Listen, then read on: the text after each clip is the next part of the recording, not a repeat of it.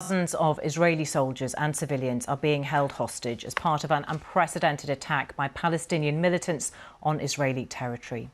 Israel's Prime Minister Benjamin Netanyahu says his country is at war. His government says the Palestinian militant group Hamas launched more than 2,000 rockets into the country, killing at least 200 people and wounding nearly 1,000.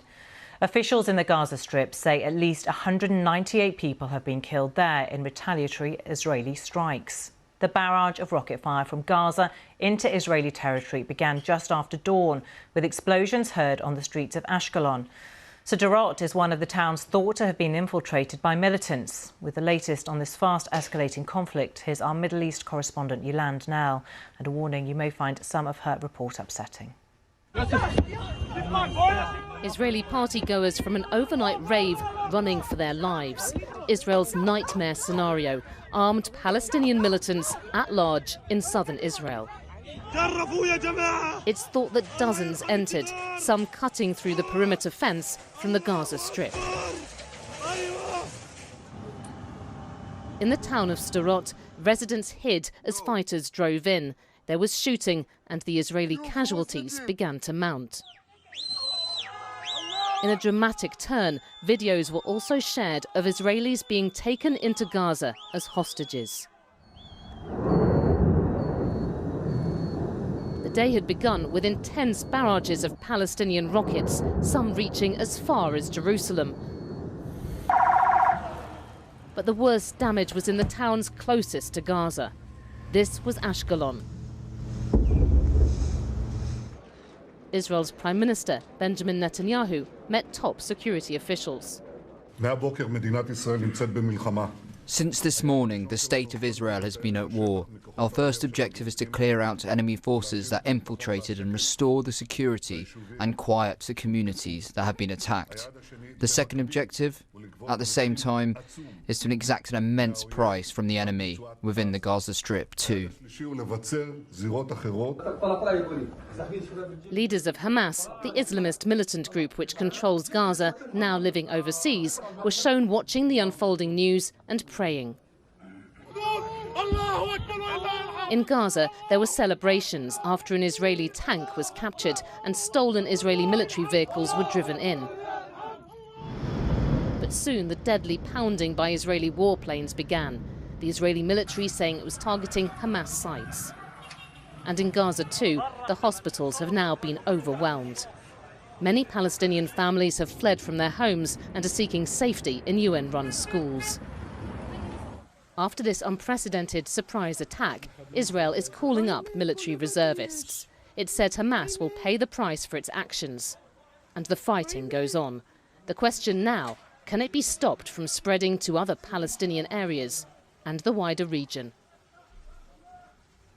Yolande Knell there. Well, let's bring you the latest figures coming into us from Gaza.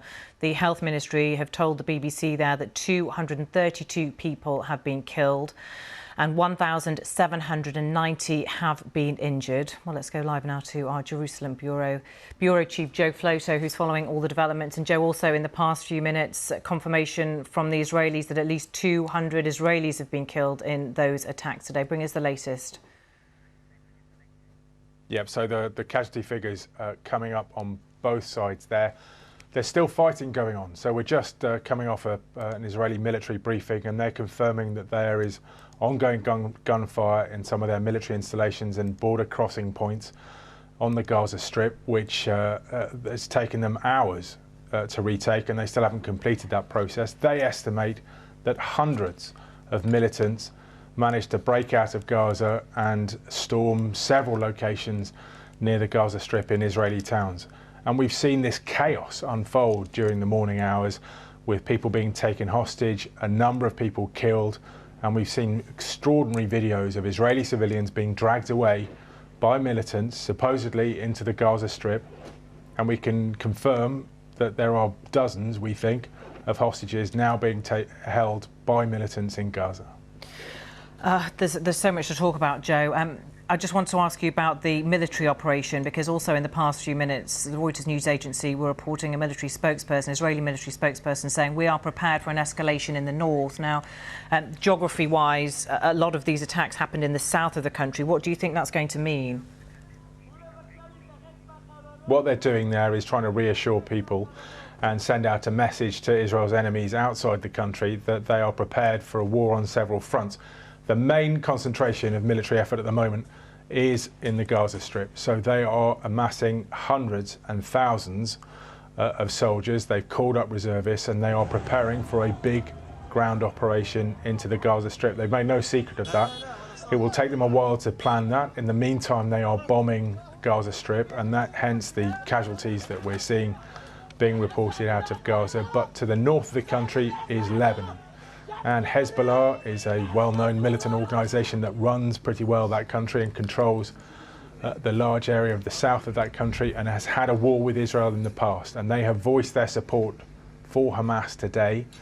And within their control, within the areas of control of Hezbollah, are also Palestinian militant factions who have in the past fired rockets out of Lebanon into Israel. So the Israeli military is saying they are prepared for any eventuality, but make no mistake, what they're planning at the moment is a massive attack on the Gaza Strip using thousands and thousands of soldiers. We just don't know when that's going to happen. OK, and politically, Israel's Prime Minister Benjamin Netanyahu has, in the last 20 minutes or so, said he's invited the opposition leaders Yair Lapid and Gantz to join a national unity government. What's that going to mean?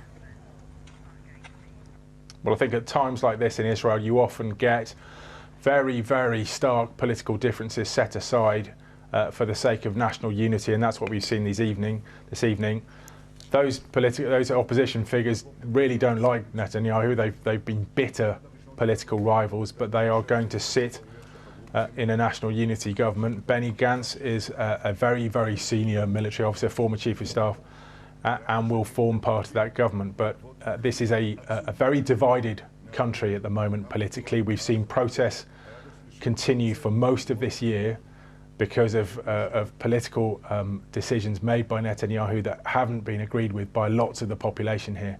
But at the moment, this country is reeling in the shock of what has never been seen by many people living in Israel. You have to go back probably to the Yom Kippur War about 50 years ago before you get anything remotely close to this. If you think about the war between Hezbollah and Gaza in 2006, we've already surpassed that death toll on the Israeli side in just one day.